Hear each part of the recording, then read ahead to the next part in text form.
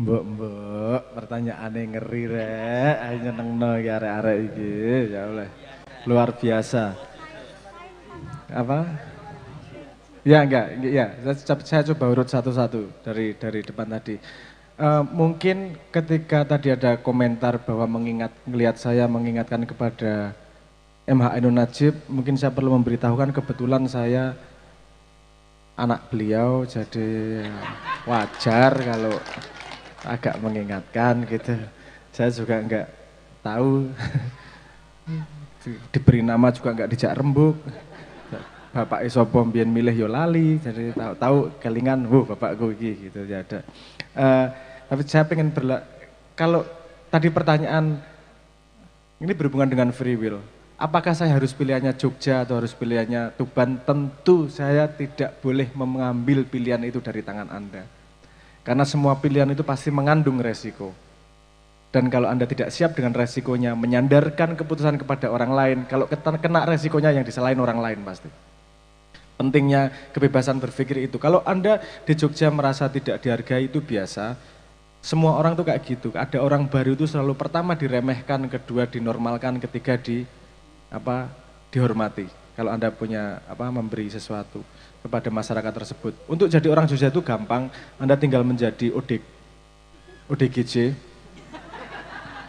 Orang dengan gen Jogja maksudnya. Orang dengan gen Jogja, ODGJ tinggal di sana, semua tempat pasti ada tantangannya, pasti semua tempat ada tantangannya. Jogja itu nyaman, tapi tempat yang nyaman itu bukan tempat yang baik untuk tumbuh kadang-kadang. Karena untuk tumbuh itu butuhnya adalah ketidaknyamanan. Mengatasi ketidaknyamanan, itu menjadi tumbuh lebih dewasa. Jogja itu sangat nyaman, jadi untuk tumbuh Anda harus niat tumbuh. Kalau di tempat yang tidak nyaman, itu enggak tumbuh ya mati, mau tidak mau tumbuh. Jadi ada kelebihan kekurangannya juga pasti semua tempat. Jadi Anda hitung sendiri dan tidak mudahnya gini, Anda sebagai kepala keluarga, membawa keluarga, kalau ada keputusan yang dapat resikonya adalah sekeluarga. Artinya akan sangat baik dirembuk dengan keluarga, baiknya gimana, keputusan gimana, dan kalau ngadepin gimana ya kita hadepin bareng, kan gitu. Dan nyambung ke yang kedua tadi mengharapkan saya untuk kemudian menjadi tokoh dan seterusnya, mungkin saya tulis kalau dari statement saya, jangan pernah mengandalkan manusia. Jangan pernah mengandalkan manusia lain. Karena yang kamu andalkan bukanlah manusia lain. Yang kamu andalkan sebenarnya imajinasimu terhadap manusia tersebut. Suatu hari kamu akan kecewa sama siapapun yang kamu andalkan.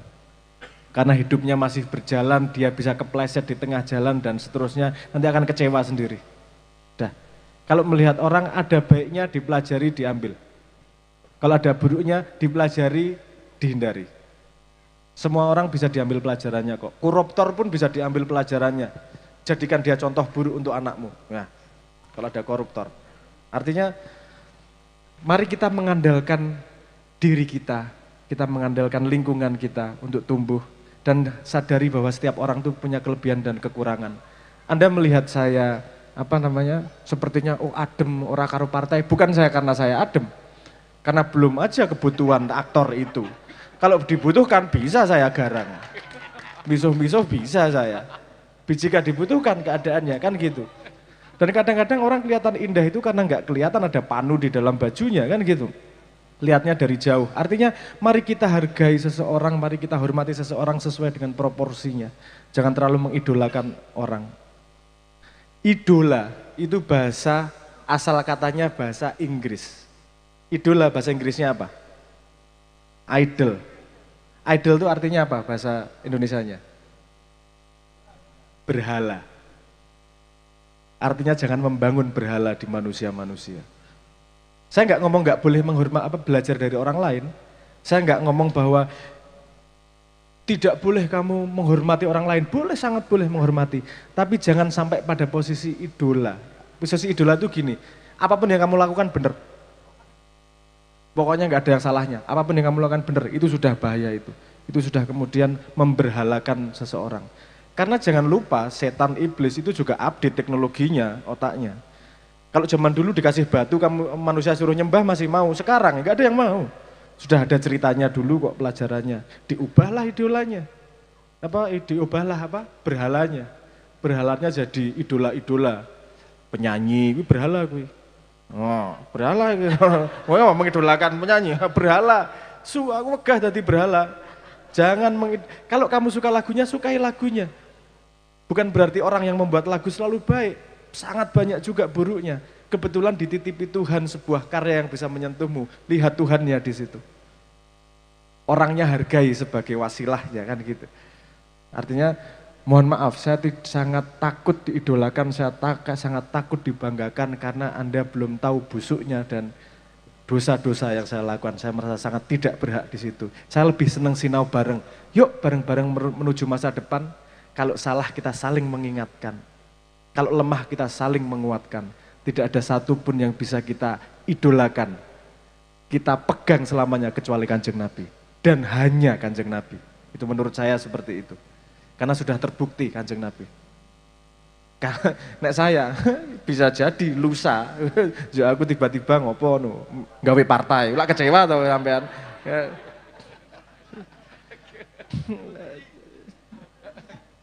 Ingat, musuh kita bukan pemerintah. Ini hampir semua politisi juga salah ini. Musuhnya adalah anggota partai yang lain, musuhnya adalah musuh politiknya, salah. Musuh orang Indonesia, mumpung kemerdekaan nih. Musuh orang Indonesia bukanlah pemerintah, bukanlah partai, bukanlah politisi. Musuh Indonesia adalah ketidakjujuran. Musuh Indonesia adalah kemiskinan. Musuh Indonesia adalah masalah. Kalau orangnya partai atau politisi mengabadikan kebodohan, itu musuh bersama. Jadi bukan orangnya, bukan partainya. Di orang-orang partai yang baik ada juga. Orang-orang pemerintahan yang baik ada juga, jangan salah. Jangan kemudian digebiahuyah, pokoknya nek pemerintah buruk.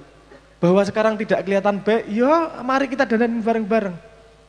Ada banyak cara-cara, salah satunya AI dan seterusnya. Mari kita, anak muda ini luar biasa, pertanyaannya sudah kritis, informasi sudah banyak, mulai kita luruskan pikiran kita. Musuh kita bukanlah saudara kita sendiri, musuh kita adalah masalah. Anda bayangkan pemain sepak bola, satu tim, penyerang punya musuh kiper, lah piye? Back punya musuh kiper sendiri, sama-sama orang, enggak, musuhmu adalah gol, gawang musuh, bukan temanmu sendiri.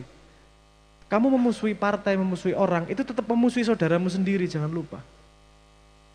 Yang kita musuhi bukanlah orangnya, yang kita musuhi adalah perilakunya yang membuat masalah. Artinya kita tidak membenci orang. Simbah itu enggak pernah membenci orang. Simbah itu kalau ngomongin buruknya orang dalam tanda petik ya, kielek gitu. Itu bukan karena orangnya. Karena posisinya memegang sesuatu yang berhubungan dengan orang banyak. Makanya harus disentil. Harus disentil, harus diingatkan. Nah ini kan kemudian terus penyembah-penyembah berhala tersebut yang marah kan gitu kemudian. Dianggap junjungannya dihina. Ini gak ada hubungan junjungan karo posisimu, yang penting itu posisimu, bukan kamu siapa. Kamu siapa? Sebagai manusia sesama manusia tetap saling menyayangi. Dan gini, kalau Anda punya anak salah, menyayanginya gimana? Diingatkan dan dihukum, benar nggak?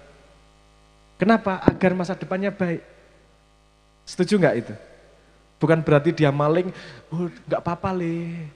Yang salah yang bisa dimaling, dia nggak hati-hati, gundulmu. Ya salah sing maling, keplak anaknya. Nggak apa-apa, keplak. Yuk, saya nggak ngomong KDRT ya, keplak sesuai dengan porsinya. Kenapa? Karena kita butuh ngajari dia ketika berbuat salah. Dikeplak itu harga sangat murah dibandingkan di penjara. Kalau dia tidak tahu mencuri itu buruk, gedenya dia mencuri, hukumannya adalah penjara. Kalau kecil mencuri, hukumannya keplak orang tuanya. Artinya orang tua, hukumlah anak sebanyak-banyaknya. Enggak gitu Guyon. Mumpung masih kecil, buat kesalahan sebanyak mungkin. Wes, masih banyak potensi kesalahan yang bisa dilakukan. Agar orang tuamu bisa meluruskan sedini mungkin. Berarti ini anak yang beling, santri-santri beling ini keplak wae ndase iki, ora apa-apa iki. Gak apa-apa ya? Gak apa-apa ya? Tapi kalau kamu benar dikeplak, boleh membantah. Siapa tahu benermu belum lengkap. Gunanya membantah adalah pengen agar lebih tahu dari gurumu gitu ya. Karena kita sama-sama manusia, sesama siswa tidak bisa mengisi rapot teman. Kita belajar, kita sama-sama belajar di hadapan Tuhan. Anak muda itu, murid itu bukan lebih bodoh. Kamu lahirnya kalah duluan sama ustadzmu gitu aja. Dia lebih tahu duluan daripada kamu. Di hadapan Tuhan sesama siswa kita. Sepemahaman saya seperti itu. Ngoten nggih. Saya sangat tidak mau diidolakan, enak men. Apa tanggungan ya akhirnya. Terus kemudian tadi pertanyaan luar biasa gue. Ono AI, distopia atau utopia? Mate. Ini teman-teman tahu AI semua? Saya jelaskan sedikit. Tahu Google? Kalau nyari sesuatu di Google, siapa pacarnya Cungwo? Wah, siapa? Misalnya gitu nyarinya di Google. Kalau nanya di Google yang keluar apa? Yang keluar website-website yang bisa dibaca, betul nggak? Kalau ibu tanya sama temennya, WA, pacari si kayak sopo saiki? Dijawab langsung, betul nggak? Nah, AI itu kayak gitu, seolah-olah kita tanya sama orang tapi yang jawab mesin. Jawabannya kayak orang jawab kita. Ditanyain, pasal ke-33 bunyinya apa ya? Dia jawab. Langsung, nggak dikasih website. Suruh baca, tapi langsung jawab. Langsung jawab. Jadi kayak kita punya guru yang luar biasa. Dan dia bisa disuruh macam-macam. Kita kasih gambar, tolong dong dihitung berapa rokoknya di situ, dihitung sama dia. Tolong dong lihat dong kira-kira ini laporannya benar atau enggak. Sama dia dikasih tahu, ini salah, ini benar. Nah itu artinya mesin sudah bisa berpikir kayak manusia. Itu efeknya manusia bisa digantikan oleh mesin dalam pekerjaan. Ini yang ditanyakan itu tadi, AI masa depannya distopia atau utopia. Distopia itu masa depan yang menyeramkan, gelap. Utopia itu masa depan yang baik. Karena ada dua kemungkinan. Kalau semua pekerjaan bisa dilakukan oleh mesin, kemungkinan baiknya adalah manusia tinggal layah-layah mangane wis beres. Kebutuhannya sudah beres semua, dipenuhi sama AI. Kemungkinan baiknya. Kemungkinan buruknya, ternyata enggak gitu juga. Justru AI digunakan oleh para perusahaan, kamu enggak punya pekerjaan, enggak bisa beli apa-apa, ngelih kabeh. Itu kemungkinan buruknya. Terus terang kalau Anda nanya saya enggak tahu apa yang akan terjadi. Tidak ada satupun di dunia yang bisa memprediksi apa yang terjadi. Mohon maaf saya ngomong pakai bahasa anak muda nih. Kenapa? Karena AI itu steknya cukup rendah. Artinya apa? Masuknya itu mempengaruhi semua hal. Ekonomi, pendidikan, politik, sosial, hukum, ini terpengaruh semua. Dan itu terlalu kompleks untuk bisa kita prediksi ke depannya seperti apa. Makanya kita harus antisipasi dari sekarang. Tapi satu hal yang pasti, sebuah negara yang superior AI-nya dia akan bisa bertarung di dunia dengan lebih baik. Makanya saya teriak-teriak di negara ini, ayo waktunya nggak panjang. Waktu Indonesia untuk bisa merespon AI itu tidak lebih dari 3-5 tahun. Kalau masih ribut wae urusan sing wingi-wingi, setengah mati kita. Betulan setengah mati kita. Negara harus benar-benar siap dengan artificial intelligence ini.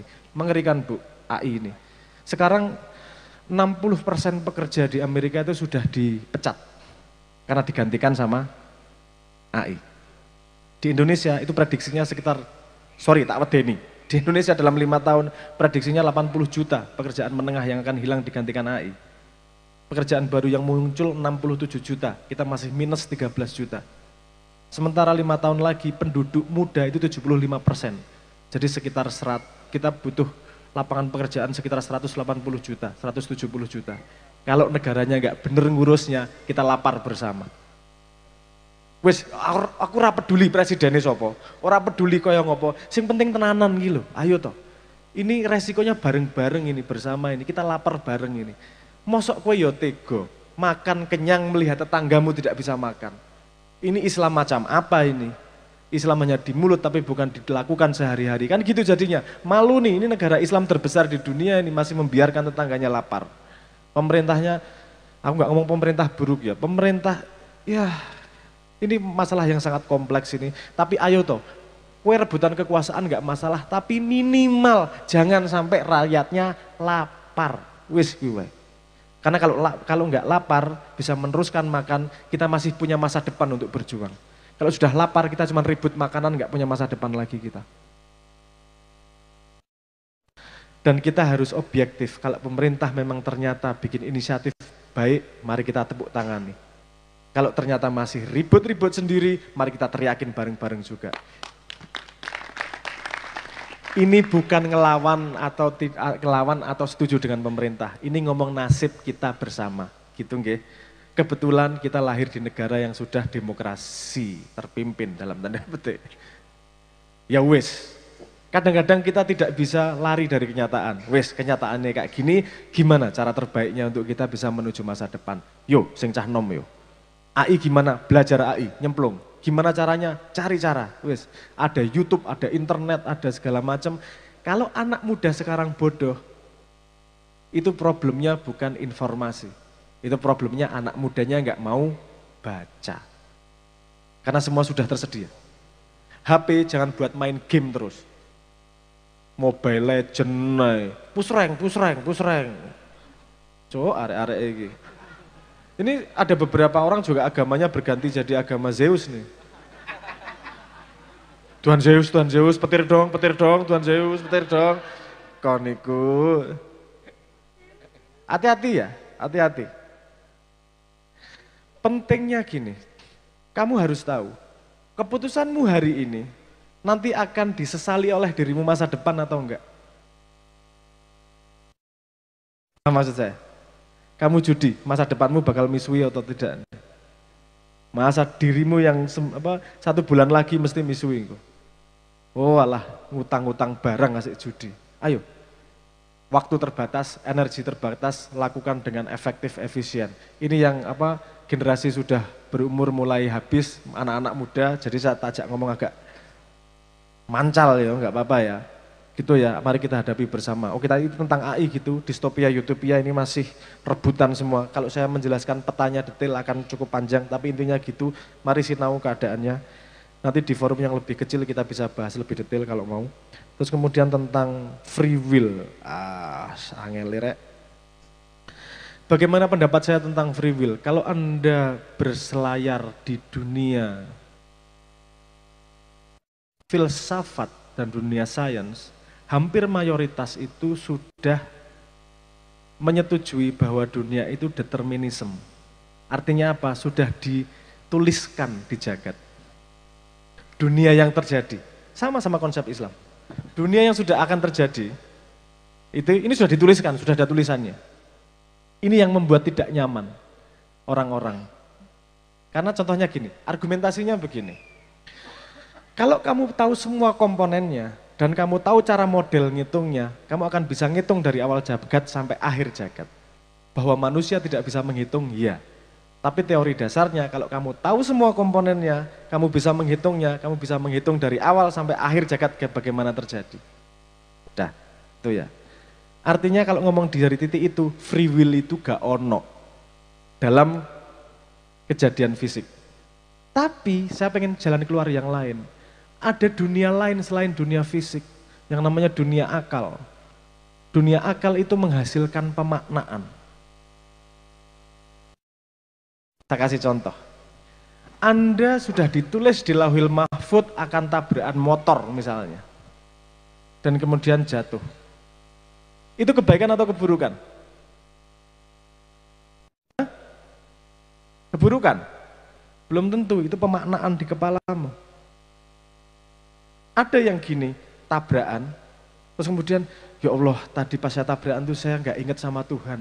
Saya diingatkan sama Tuhan untuk wirid terus. Makasih Tuhan sudah diingatkan. Yora, bisa nggak? Itu jadi sesuatu yang positif. Artinya kejadiannya sama, tapi maknanya bisa berbeda.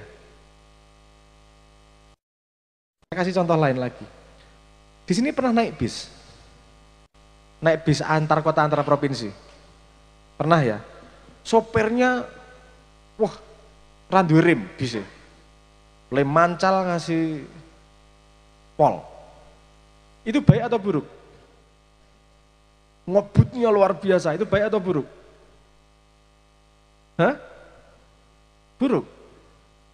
Coba Anda lihat, bis yang jalannya biasa-biasa, sama bis yang ngebutnya kayak gitu, yang wiritan di dalam banyak yang mana? Hah? Banyak yang kenceng tuh, mengingatkan dia kepada Tuhan, jadi wedi mati. Nah, itu kejadiannya sama, tapi pemaknaannya berbeda. Saya pengen ngasih jalan keluar di sini. Kejadian di fisik itu sudah dihitung di Lauhil Mahfud, tapi pemaknaan di kepala Anda itu free will, terserah kamu. Sehingga di Islam ada dorongan untuk husnudon, berprasangka baik. Ada dorongan untuk syukur. Sehingga di Jawa ada kebiasaan untuk ngomong untung ya, tabrakan patah kakinya, untung ya ming sikil ora tangane. Tabrakan patah kaki sama tangannya, untung ya sikil karo tangan duduk gulune. Terus karo gulune barang, untung ya iso-iso sambat, ora mati, untung terus. Itu artinya apa?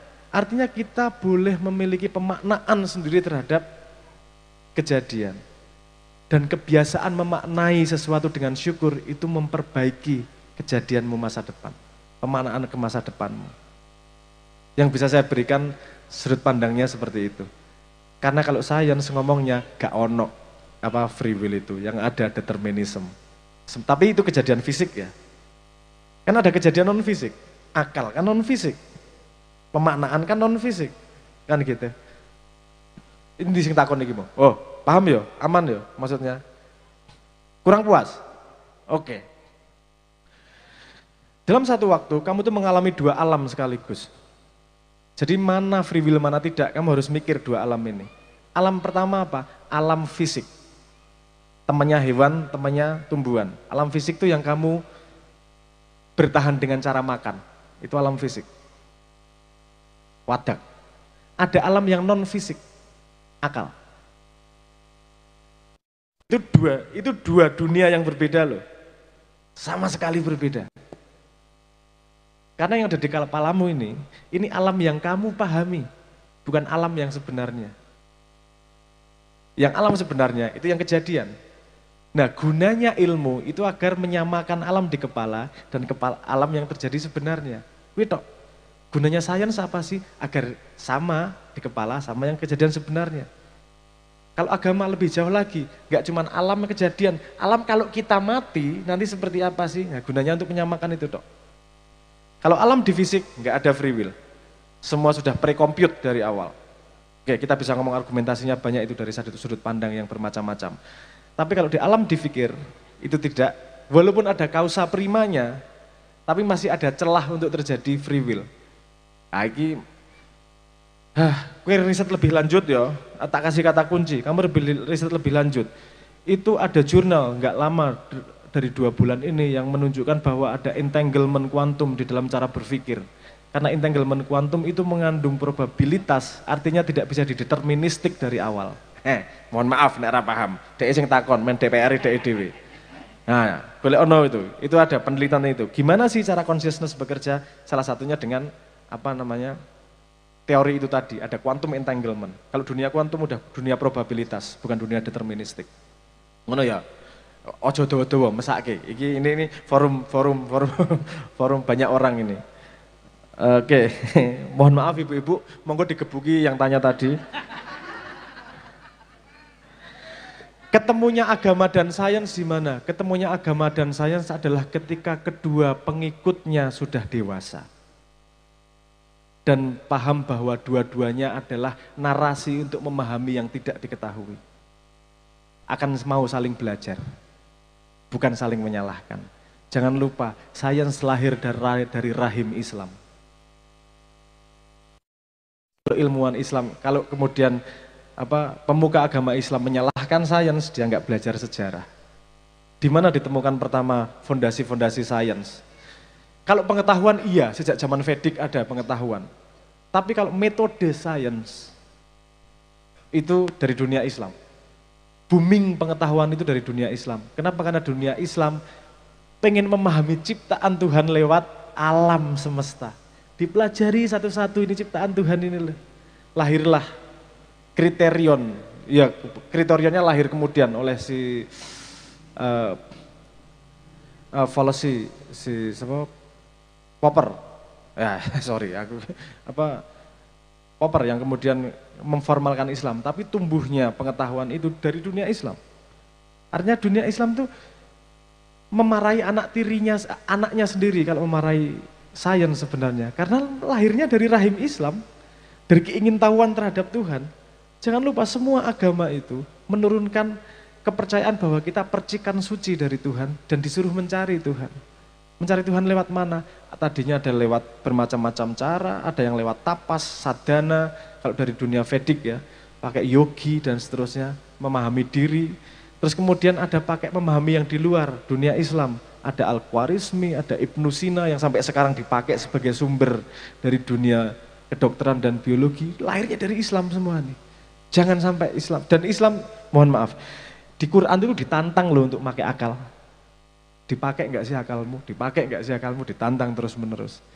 Bertemunya, kalau narasi agama dan narasi sains tidak pernah bertabrakan. Yang menabrakkan adalah orang yang setengah faham. Bertemunya kedua itu, ketika dua-duanya sudah cukup dewasa untuk menghargai satu sama lain. Bukan hanya menghargai, menyatukan. Menyatukan, ini engkau mesti komen yang YouTube kita cangkeman gitu. Dia disatukan, nggak bisa. Aku ngerti ya, sayang sepiro. Mohon maaf ya aku. Ini gini. Mohon maaf tadi dibenarkan, saya tidak ngambil kuliah saya ngambil kuliah 3 sih, bener ngambil kuliah 3. Tapi enggak, saya ambil ijazahnya 3-3-nya. Saya cuma ngambil ijazah 2. Malas keburu pulang. Saya memang dalam 5 tahun saya ngambil 3 mata pelajaran sekaligus, saya ngambil matematika, fisika, dan psikologi. Tadi ada pertanyaan, gimana cara belajar sekaligus 3 seperti itu? Tidak susah kalau Anda hatinya selesai. Gimana sih hati selesai? Anda pengen belajar, udah hatinya selesai, ojo ra trimo. Aku pengen belajar, udah. Aku pengen paham. Ojo ra trimo, jane dolan enak jane ngopi-ngopi enak. Jane, kalau hati nggak selesai itu gitu, nanti banyak alasan. Jane. Kalau Anda sudah total, seperti Anda, kalau lagi naksir sama cewek, hujan, badai kau tempuh, ban bocor tetap kamu berangkat demi apel. Kenapa? Hatinya sudah total ke situ. Jadi kalau belajar total, mau 3, mau 4, mau 5, dunia ini sama aja kok. Itu kan cuma pembagian yang dibuat oleh manusia. Kamu belajar masuk dari pintu mana saja agar kamu masuk rumah yang sama, namanya rumah Tuhan. Saya udah enggak, dalam tanda petik, saya enggak percaya pada pisahan fisika, matematika sebagai kenyataan Tuhan. Itu fisika, kimia, biologi itu kenyataan manusia. Pengen memahami kompleksitas alam semesta, makanya harus dipecah-pecah seperti itu. Tuhan, yusiji, ciptaan Tuhan satu ini. Udah, kamu mau masuk lewat pintu mana? Enggak apa-apa, pintu biologi, enggak apa-apa, pintu fisika, pintu kimia, tapi total. Karena kalau kamu sampai sudah tembus itu yang namanya pintu, semua ilmu akan terbuka. Semua pintu akan diciduk seperti kamu nyeduk air aja. Neng tenanan, atine tenanan. Kalau belajar, Gusti Allah, aku pengen mahamin jenengan lo. Kebetulan pintuku lewat sini, total le sinau. Semua yang setengah-setengah itu berbahaya. Nek wani ojo wedi-wedi, nek wedi ojo wani-wani.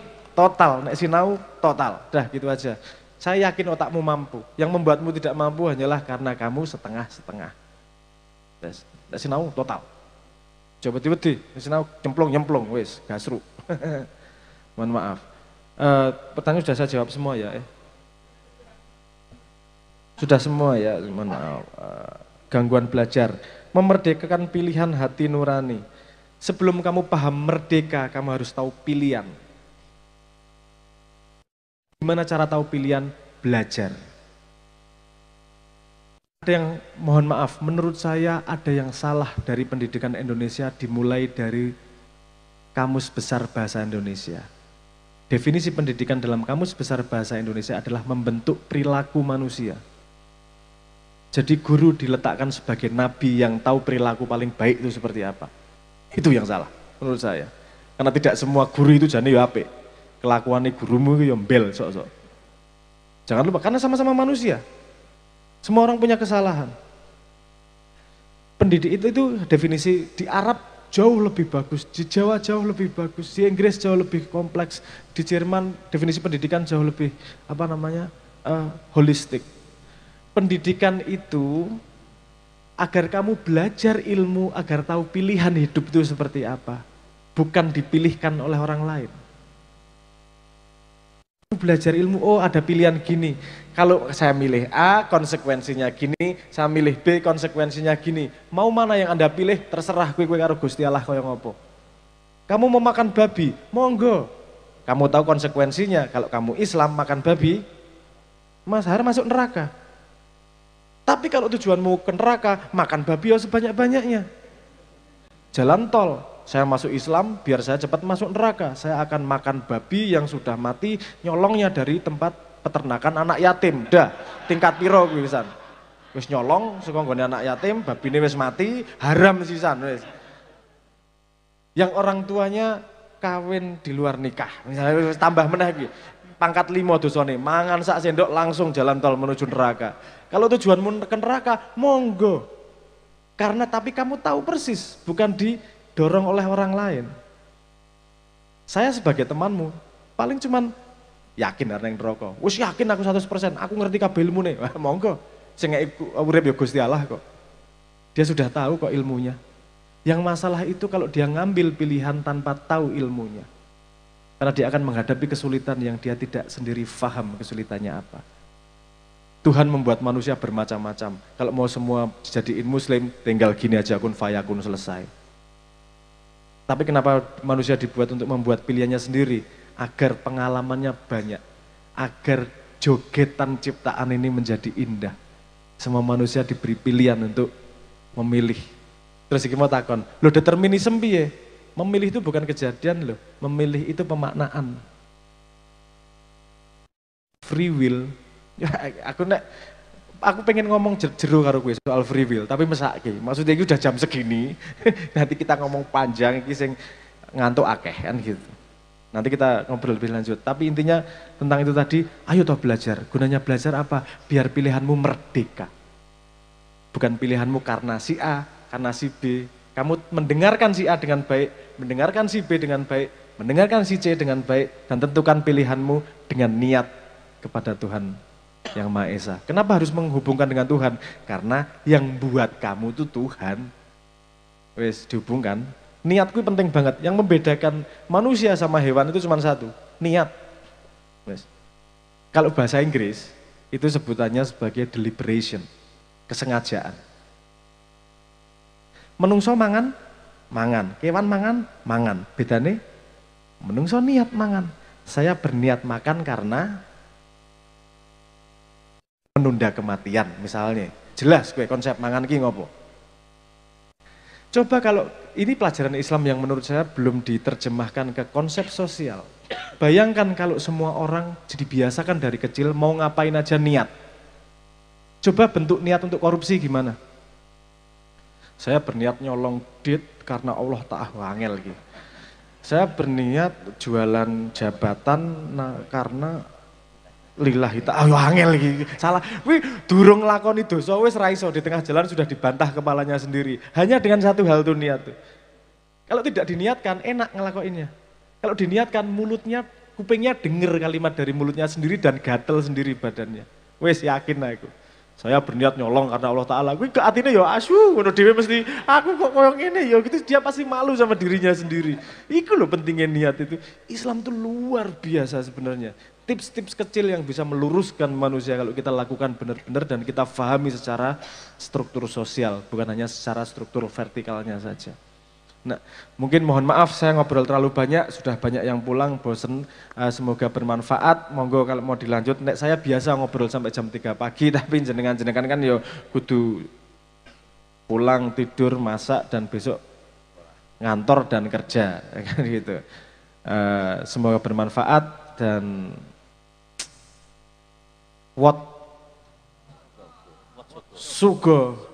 semoga menjadi cahaya yang terang benderang untuk bisa menerangi sebanyak mungkin manusia di Indonesia dan dunia. Amin ya rabbal alamin. Monggo.